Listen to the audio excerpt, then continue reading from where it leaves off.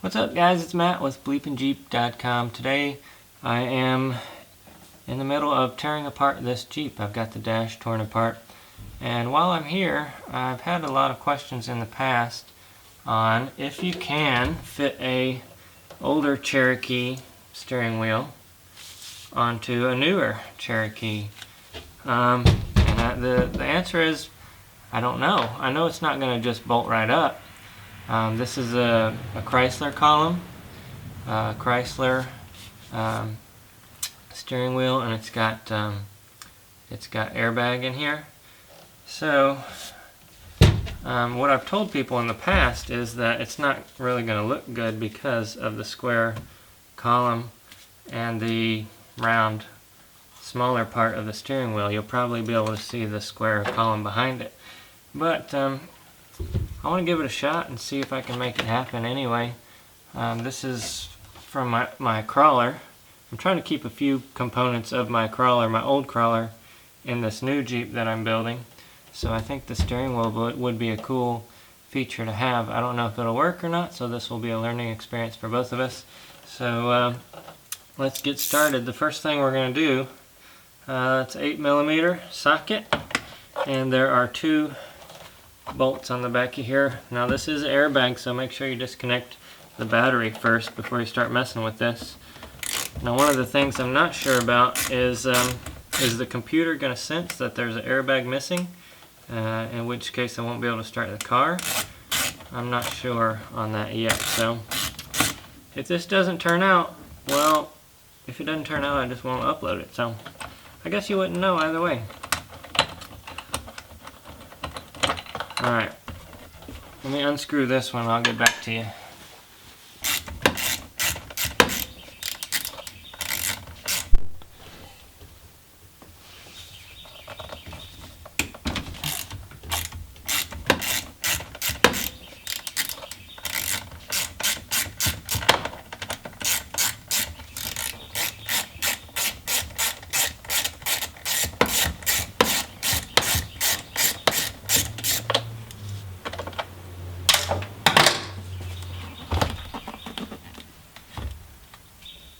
Alright, now let's disconnect this airbag, and I've noticed that all these connections for the airbag are yellow and red. I've seen them in the dash a few times, and when I did the passenger side too.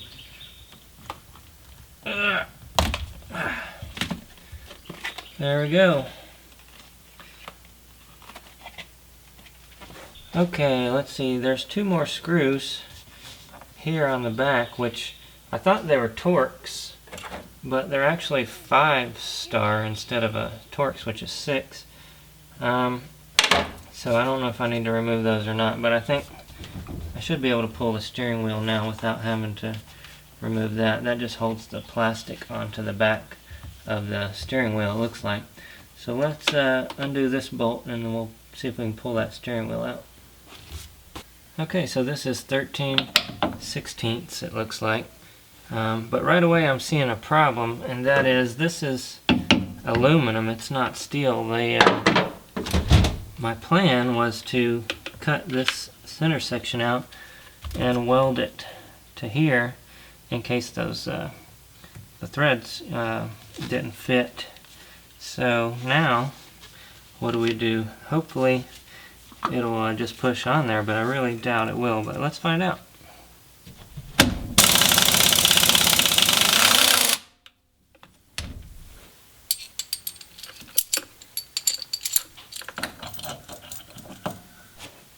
Now to pull a steering wheel, you're going to need a steering wheel puller. This is part number 27017 at AutoZone. You can rent those, or you can I've just decided to keep this one. So you put that on there, and then we'll pull the wheel off.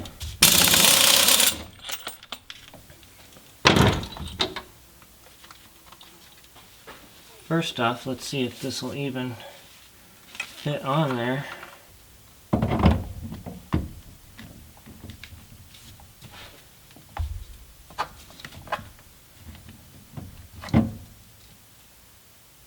I didn't realize how this worked, but this has to turn, I'm assuming, to tell your turn signals when to shut on and off. Yeah.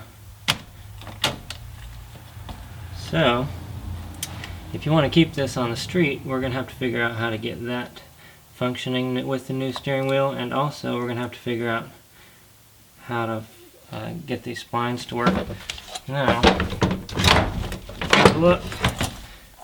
if I look at the new steering wheel, there actually is a metal piece inside of this aluminum on the outside. So, let's see if we can figure that out.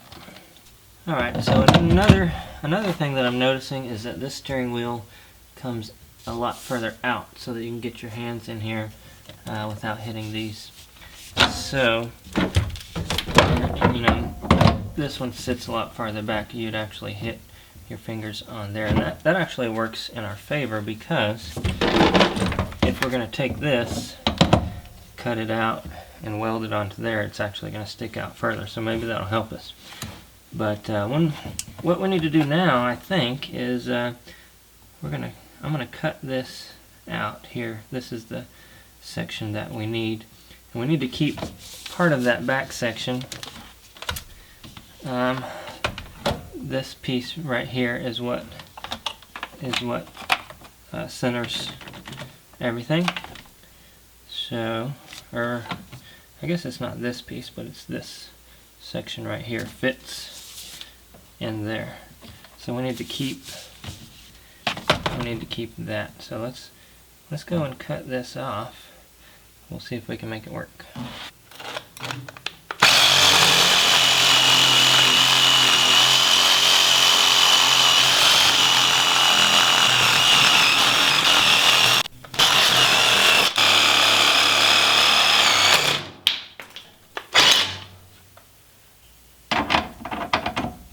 Okay, well there's that. Looks good, right? But now I have discovered another problem which I didn't consider yet, and that is, can you guess, once you put that on, if I weld this to the steering wheel, which is the plan, then I can't put the nut on the outside because there's just not enough there to there's not enough thread sticking out to put that nut back on the top here. So I've got two options. One is I could weld a stud onto the end of this thread to make this thread longer. That way it would stick out and I could put a nut on the outside. Okay, that's option one. Option two is I could take a drill bit and just drill this out. There's plenty of metal here. I could drill this out big enough that I could get the nut inside that part of the steering wheel. So the problem is I don't have a drill bit that big. I'd probably need a 1 inch or 1.5 inch, something very large for that. I could probably borrow one or go buy one. That would probably be the better bet, because if I weld a stud onto here, then I'm going to have 2 points that could potentially fail. So one point that could fail is this being welded here. I need to make sure I get my welds really good. And if I weld a stud onto here, that would be another potential point that could fail. So I've got to consider this and decide which one is the better of the option. Obviously, I wouldn't recommend doing this at home. Actually, do not try this at home, because if you're driving on the street and your steering wheel suddenly pops off at 70 miles an hour, that's going to be a bad day. So I've gotten into it already, so I'll figure it out, but don't try this at home. Okay guys, I was thinking, and I had an idea. There's two little pins on top and bottom here, and you can pull this piece off. And I did that because the steering wheel wouldn't fit on there before, but when you take that off, it's not keyed. This steering wheel, the GM type is not keyed, and this is, but it'll still fit on there. Okay, so it still fits on there, but the problem with this is every attempt here there's another problem to deal with, and the problem with this solution is that you can't use your stuff here. Your windshield wipers are too close to the steering wheel. You wouldn't be able to turn because it would hit the steering wheel. You can't use your brights. You can't turn your washer fluid on. Everything is just too close. But also, if you were going to be running this on the street, you wouldn't have this little thing that would return your blinker. Now for me, I'm not going to be running turn signals, headlights, nothing. This is going to be bare bones. So that would probably work for me. I was trying to help you guys out by showing you how to do this and make it work, which I think, you know, the solution would be like I was doing before, welding this on. Another option that you might be able to do, if you wanted to keep this in here, what you could do is maybe cut this off here and here and weld it further back on the back of this piece of metal. That would space it away from these a little bit further, but then you would still have to contend with getting this thing set up, in which case you might be able to cut some of the material off on the top and the bottom, and still get this little doodad to work. But for me, that's just too much work since I'm not going to be using it anyway. I'm just going to figure out how to make this work for my application, which is bare bones. I'm still trying to figure out if I want to have, I might want to keep this switch and use it for something else. Let's say if I tapped into this turn signal switch right down here, I could use that to turn on my LED lights, or I could use that to turn on my you know, under the vehicle rock lights, the rock lights as they call them. So I could use that. One direction would turn on one light, and the other direction would turn on a separate lights, although that's another problem there. I wouldn't be able to have two lights on at the same time. But you know, I'm still figuring this out. But for me, I'm not going to be using these, I don't think. I'm not sure about the wipers. But if you just take these bolts out here and here, these pull out, and then you wouldn't have any interference. So I might go ahead and do that. Still need to think it over a little bit, I think. Sorry this video isn't very helpful, because I'm learning as you are. So let's see what I come up with here.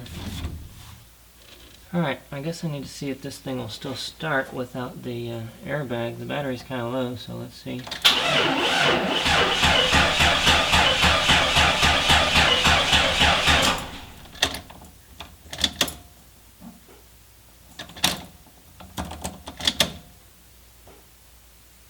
I don't have the fuel pump hooked up. No wonder. No fuel pump, no start.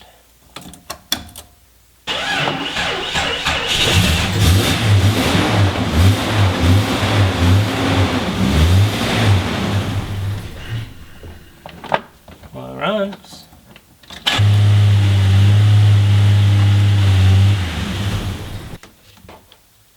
Okay, well, it doesn't run well, but we do know that it does run without the airbag. So I keep trying to save stuff on this Jeep, which I don't need. I told myself from the beginning I just wanted only the essentials, and for some reason I just keep trying to hold on to stuff. But that being said, I'm going to go ahead and take these off and just have a steering wheel. None of this, none of these switches on the sides here. Just more stuff to go wrong, and when I remove these I'll be able to pull those wires out, have less wires to deal with whenever I'm trying to troubleshoot stuff.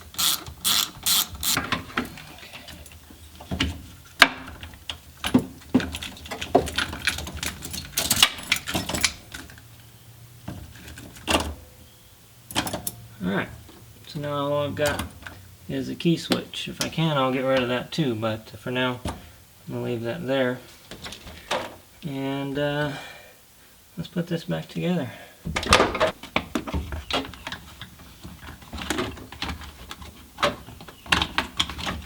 Alright, well, I remembered why it's not running good. It's because I got the dash half apart and I've got a huge vacuum leak over there where I've got the blower motor disconnected. So that's why it's not running so hot. So at least I figured that out.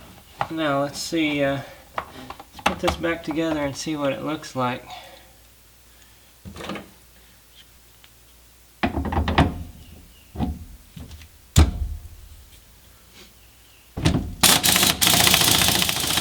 I forgot to put the dang piece on the back of the steering wheel. That's just like me. Now I gotta pull this thing off again. Okay, there's that back ring installed. It's kind of funny that it fits exactly in that hole that was already cut on this plastic bevel back here, the bezel. But it looks like later on I'll have to come and knock that down a little bit because although it fits perfect, it's so perfect that it's just rubbing it a little bit, and that'll probably start making noises or something in the future. Okay, well, scratch that. It looks like now that I've gotten it tightened down, it won't turn at all. Looks like it's contacting something back here. I need to open this up, see what that is. I might end up just having to go without it or shave down the back side of this piece here. Alright, so I see what it is now. It's this plastic piece is touching part of the steering column right here. So I either need to shave down this plastic or shave down the aluminum. I think it'll be easier just to shave that aluminum down real quick. So off the steering wheel comes again.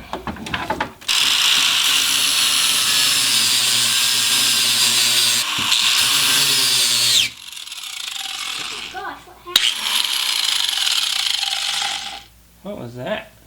I don't know, it was just like, it wasn't just right there, it was all over my eyes. That was weird. I know.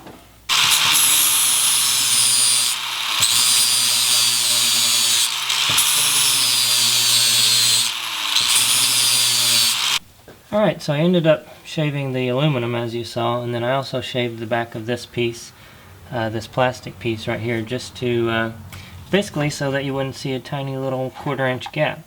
But let's see what it looks like when you put this on.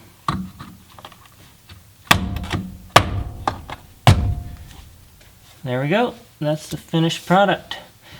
Albeit I don't have an airbag, I don't have a horn, I don't have lights, headlights, turn signals, or washers, or rear washer. But hopefully I gave you some good ideas. Hopefully I showed you how you could do that if you wanted to, although you'd have to do a little bit more work.